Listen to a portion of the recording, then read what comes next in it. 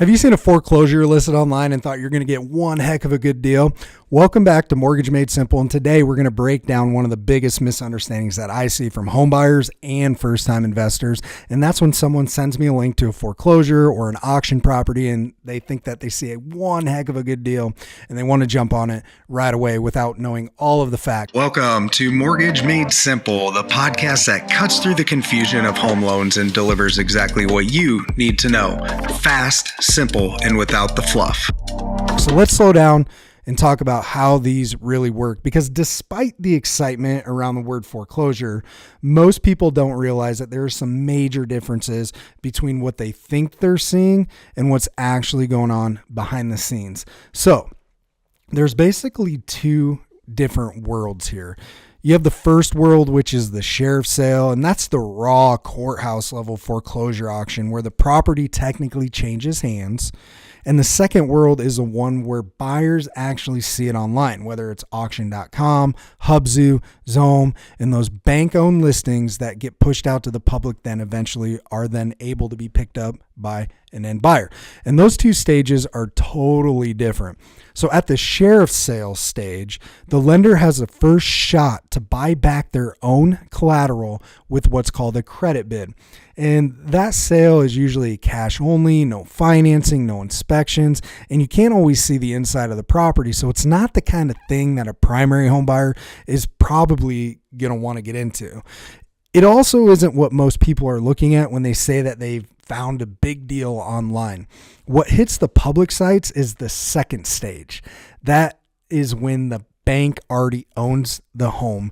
They've cleared title, they've handled the paperwork, and now they're simply liquidating an asset. And this is where most buyers, say, look at this price. This seems super cheap.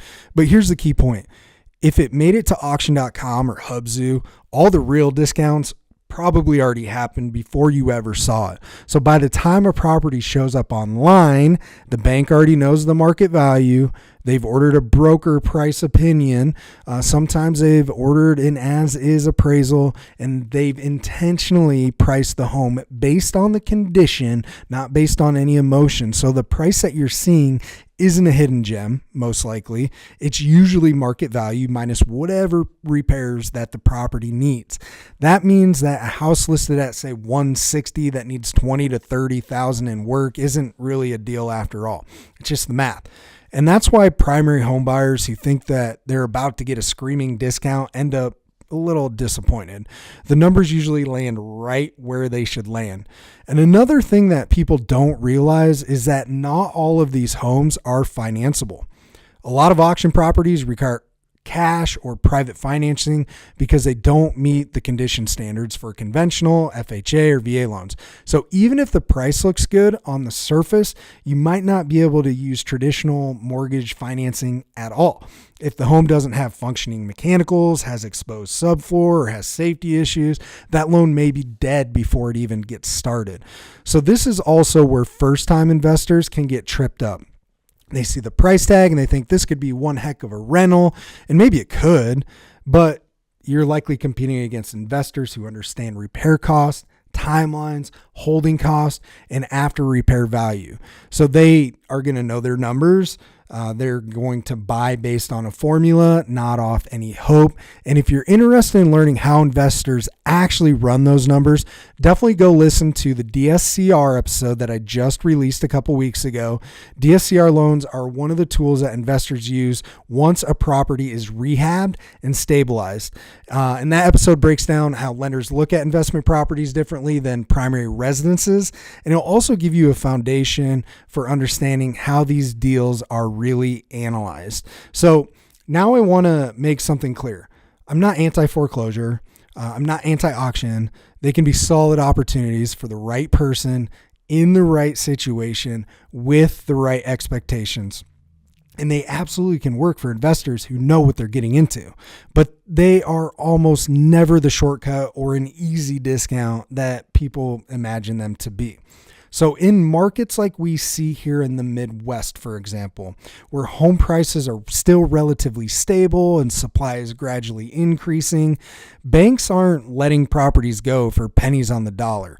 They understand what they have, they price based on data, and they tend to get pretty close to fair market value once the bidding closes and all of the dust settles. So if you're a primary buyer who stumbled across a foreclosure online, here's the simplest way to approach it. Treat it like any other property, except assume that it's as is and assume repairs are on you. Ask me whether or not it's financeable. Ask me whether it's realistically going to fit within whatever loan type that you're going into. And then let's run the numbers together based on what the home will actually require to be safe, livable, and up to the loan standards.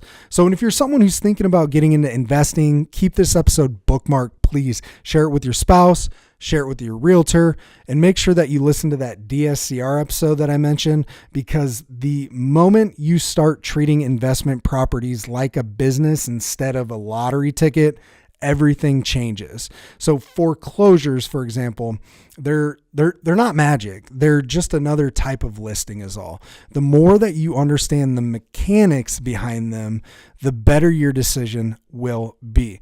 That's it for today. If you want help breaking down a foreclosure scenario or an auction that you found online, reach out. I'm happy to look at it with you.